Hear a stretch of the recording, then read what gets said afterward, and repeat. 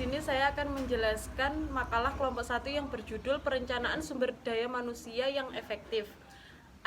Yang pertama yaitu arti dan pentingnya sumber daya manusia. Sumber daya manusia adalah kemampuan terpadu dari daya pikir dan daya fisik yang dimiliki individu. Perilaku dan sifat pentingnya sumber daya manusia ditentukan oleh keturunan dan lingkungannya. Yang kedua yaitu pengertian dan manfaat perencanaan sumber daya manusia. Perencanaan sumber daya manusia adalah merencanakan tenaga kerja agar sesuai dengan kebutuhan perusahaan serta efektif dan efisien dalam membantu terwujudnya tujuan. Manfaat perencanaan sumber daya manusia: pemanfaatan karyawan yang dimiliki dengan lebih baik melalui perencanaan sumber daya manusia yang dilakukan, peningkatan efektivitas kerja karena karyawan yang dimiliki mampu memenuhi kebutuhan organisasi. Selanjutnya yang ketiga yaitu faktor yang mempengaruhi perencanaan sumber daya manusia.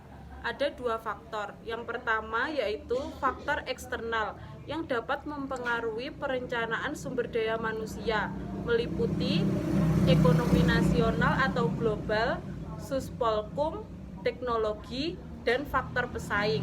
Yang kedua yaitu faktor internal yang dapat mempengaruhi perencanaan sumber daya manusia, meliputi faktor ketenagakerjaan, demografi, supervisi yang dilakukan, prestasi kerja. Yang keempat yaitu tanggung jawab perencanaan sumber daya manusia. Tanggung jawab perencanaan sumber daya manusia adalah membantu mengkoordinasi pelaksanaan kegiatan manajemen sumber daya manusia secara lebih efektif. Yang kelima yaitu mengelola kelebihan sumber daya manusia. Mengelola sumber daya manusia untuk meningkatkan daya saing, mengelola sumber daya manusia menghadapi globalisasi, pengelolaan sumber daya manusia untuk menciptakan keunggulan. Yang keenam yaitu masalah pengaturan sumber daya perusahaan. Masalah sumber daya manusia masih terjadi sorotan dan tumbuhan bagi perusahaan untuk tetap dapat bertahan di era globalisasi. Selanjutnya kelompok 2 dengan judul analisis pekerjaan dan analisis tenaga kerja. Yang pertama yaitu analisis pekerjaan. Analisis pekerjaan adalah menempatkan orang yang tepat pada suatu pekerjaan tertentu sesuai dengan kemampuan, keahlian, dan pengalaman dalam melakukan suatu pekerjaan. Yang kedua yaitu dimensi pekerjaan. Ragam keahlian atau skill variety, jumlah pekerjaan yang dilakukan dalam suatu pekerjaan. Yang kedua identitas tugas atau task identity, yang artinya sejauh mana pekerja dapat menyelesaikan seluruh atau sebagian dari pekerjaan. Yang ketiga yaitu tujuan, manfaat, dan fungsi analisis pekerjaan. Untuk tujuan, untuk mencapai efektivitas dan efisiensi perusahaan. Yang kedua manfaat, yaitu analisis penyusunan pegawai, desain organisasi. Yang ketiga fungsi, suatu proses untuk menentukan isi pekerjaan pada suatu organisasi sehingga dapat dijelaskan kepada orang lain untuk tujuan manajemen. Untuk materi yang keempat, jenis, prinsip, dan metode analisis pekerjaan. Jenis analisis pekerjaan tradisional, analisis pekerjaan yang fokus pada pekerja. Yang selanjutnya prinsip analitis, objeknya adalah pekerjaan tidak dinilai pekerjaan saat ini. Yang selanjutnya metode, elemen pekerjaan, sistem analisis pekerjaan Fleischmann, analisis tugas. Yang selanjutnya materi kelima yaitu teknik pengumpulan informasi observasi, wawancara kuesioner mengumpulkan informasi. Selanjutnya materi keenam yaitu tahap analisis pekerjaan, menentukan pekerjaan yang akan dianalisis, membuat kuesioner, mengumpulkan informasi. Yang selanjutnya aspek analisis pekerjaan, keluaran pekerjaan, aktivitas atau tugas yang dilakukan, kemampuan balas jasa. Yang selanjutnya yaitu analisis tenaga kerja, analisis mengenai apakah ada tenaga kerja yang kurang dalam kesiapan, kemampuan, keterampilan, dan pengetahuan dalam melakukan tugas yang dapat diketahui dari penilaian kerja. Selanjutnya yaitu makalah dari kelompok 3 yang berjudul desain pekerjaan. Yang pertama yaitu pengertian desain pekerjaan adalah proses penentuan tugas-tugas yang akan dilaksanakan dengan metode yang digunakan untuk melaksanakan tugas, fungsi, hubungan kompensasi pada setiap pekerjaan. Selanjutnya yang kedua yaitu job description. Job description merupakan dokumen yang menyediakan informasi mengenai kewajiban tugas dan tanggung jawab terhadap suatu pekerjaan. Selanjutnya yang ketiga, manfaat, kelebihan, kekurangan job description.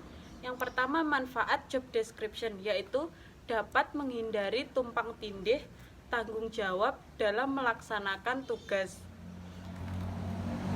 Selanjutnya kelebihan job description yaitu perusahaan memiliki kriteria yang jelas dalam suatu pekerjaan.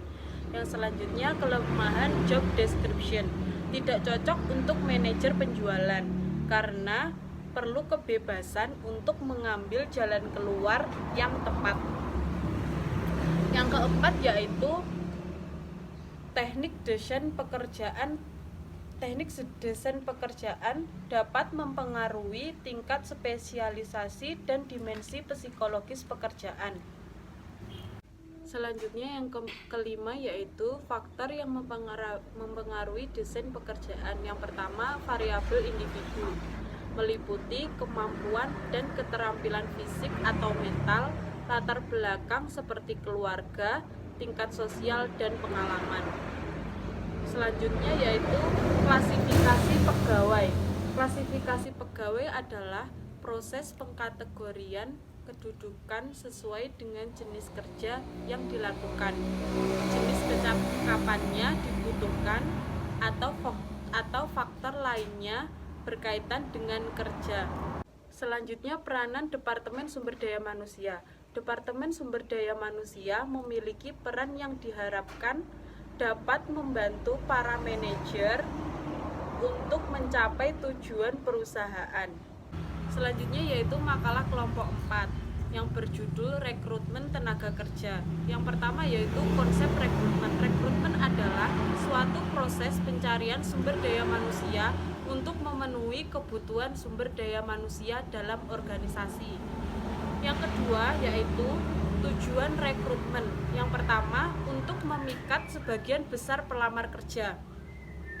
Yang selanjutnya yaitu kebijaksanaan rekrutmen. Kebijaksanaan rekrutmen tidak dipengaruhi oleh keinginan organisasi saja, namun juga dipengaruhi oleh faktor lain seperti sumber pelamar, karakter pelamar, perilaku pelamar. Yang selanjutnya yaitu kendala rekrutmen. Yang pertama, faktor-faktor organisasi. Yang kedua, kebijakan promosi dari dalam. Yang selanjutnya yaitu sumber rekrutmen. Yang pertama, pelamar langsung. Yang kedua, iklan. Selanjutnya, teknik dan prosedur rekrutmen. Teknik rekrutmen dapat dilakukan melalui asas sentralisasi dan desentralisasi, tergantung kepada keadaan organisasi.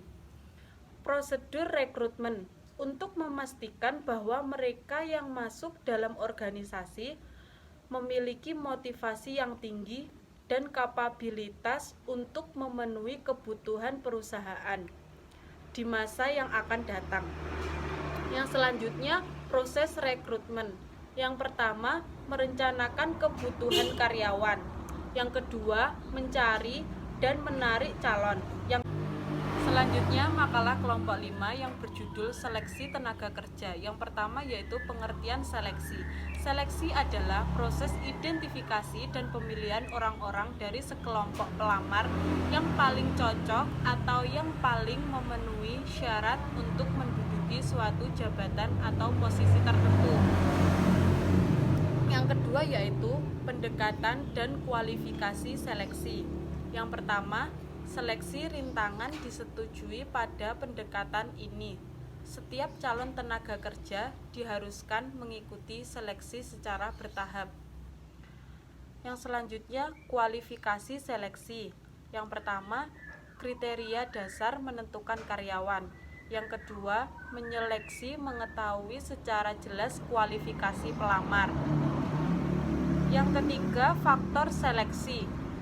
Umur mempengaruhi disiplin, tanggung jawab, pengalaman, kondisi fisik, kesetiaan. Yang keempat, tahapan dan teknik seleksi. Tahapan seleksi yang pertama, wawancara awal, tes kerja. Yang selanjutnya, teknik seleksi. Melihat riwayat pribadi pelamar, melakukan tes secara tertulis. Yang kelima yaitu metode seleksi. Yang pertama, metode tertutup. Pada metode ini, seleksi hanya diinformasikan kepada para calon tenaga kerja baru atau orang-orang tertentu saja. Selanjutnya, metode terbuka, yaitu seleksi diinformasikan melalui iklan pada media massa, melalui iklan atau media cetak. Yang selanjutnya, pokok-pokok program seleksi jabatan harus ditentukan, kemudian dibuat sesuai ketentuan sebagai pengukuran rencana yang sebaik-baiknya. Yang selanjutnya yaitu masalah dan keterbatasan proses seleksi. Yang pertama, tolak ukur, yaitu kesulitan untuk menentukan standar yang digunakan. Yang kedua, penyeleksi, kesulitan mendapatkan penyeleksi yang tepat. Yang selanjutnya, pelamar, kesulitan mendapatkan jawaban yang jujur dari pelamar. Yang terakhir yaitu adalah makalah dari kelompok 6 yang berjudul Orientasi dan Penempatan Tenaga Kerja. Yang pertama, pengertian penempatan sumber daya manusia adalah suatu proses pemberian tugas dan pekerjaan kepada karyawan yang lulus dalam seleksi. Yang kedua yaitu kendala-kendala penempatan. Yang pertama, organisasi yang bersangkutan. Yang kedua, kebiasaan pencari tenaga kerja. Yang ketiga, faktor eksternal dari lingkungan.